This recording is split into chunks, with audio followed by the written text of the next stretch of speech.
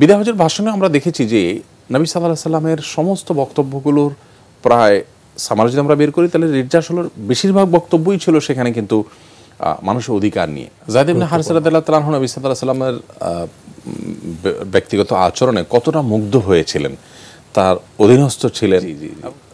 নবী সাল্লাল্লাহু আলাইহি সাল্লামের একজন সাহাবী খুব চমৎকার একটি ঘটনা এবং খুবই প্রাসঙ্গিক, যে পাখির বাচ্চা নিয়ে আসছেন। আমরা সাধারণত এগুলোকে কোনো অন্যায় মনে করি না, আবার আজকের পৃথিবীতে খেলতামাশা মনে করি এবং আমরা অনেকে এটা দিয়ে আমরা বিনোদন পাওয়ার চেষ্টা করি।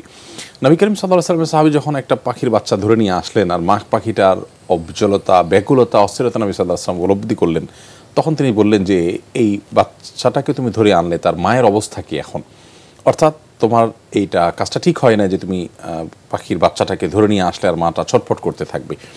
পশু পাখির প্রতি এ ধরনের মমতা আজকাল আমরা দেখি, এ ধরনের কথা দেখি যে হ্যাঁ পশু পাখি যেমন সামনে শিকার করা যাবে না, সেগুলো সব আমাদের প্রয়োজন। আমরা কথায় আছি, কাজে কতটুকু আছে সেগুলো আমাদের প্রয়োজনে, যে অমুক পাখি শিকার করা যাবে না, অমুক জিনিসটা ধরা যাবে না, কেন? কারণ সেটা বিলুপ্তির পথে।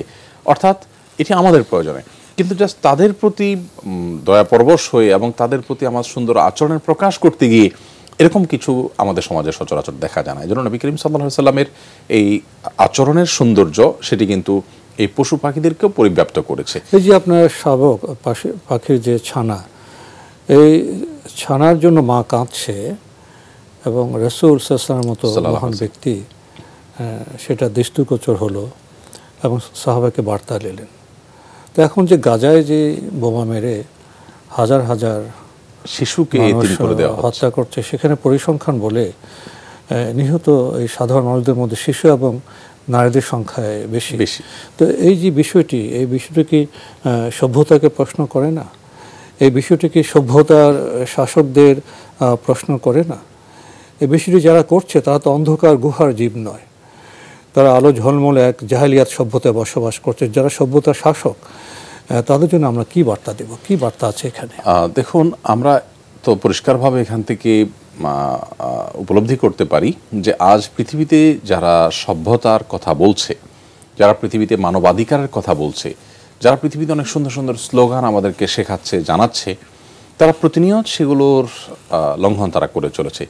আর রহমতুল্লাহ আলামিনের সাথে, অনুপম আদর্শ মহানবী সাল্লাল্লাহু আলাইহি ওয়াসাল্লামের সাথে তাদের যে পার্থক্যের দেয়াল বা প্রাচীর এখানে রচনা হয়ে যায় যে তিনি যা বলেছেন সেটি তা বাস্তবায়ন করেছেন।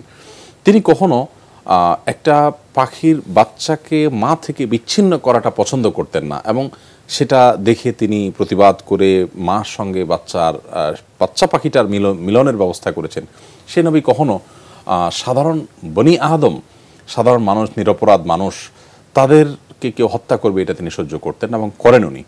আজকে যাদেরকে আমরা দেখতে পাচ্ছি যে তারা আমাদেরকে অনবরত মানবাধিকারের কথা বলে, তারা ব্যক্তি স্বাধীনতার কথা বলে, তারা অনেক সুন্দর সুন্দর কথা বলে, কিন্তু গাজায় সেই সমস্ত নিরীহ মানুষগুলোকে যখন হত্যা করা হচ্ছে এবং মা পাখি থেকে বাচ্চা পাখিকে সরানোর কারণে যে নবী সাল্লাল্লাহু আলাইহি ওয়াসাল্লাম এতটা আহত হয়েছেন, আজকে যারা আমাদেরকে সভ্যতার সবক দিচ্ছে তারা মানুষ থেকে, মা থেকে, বাবা থেকে সন্তানদের শিশুরা রক্তাক্ত হচ্ছে, মা শিশুকে কোলে নিয়ে হাসপাতালে যেতে পারছে না, তাদের প্রকৃত রূপটা প্রকাশ পায়।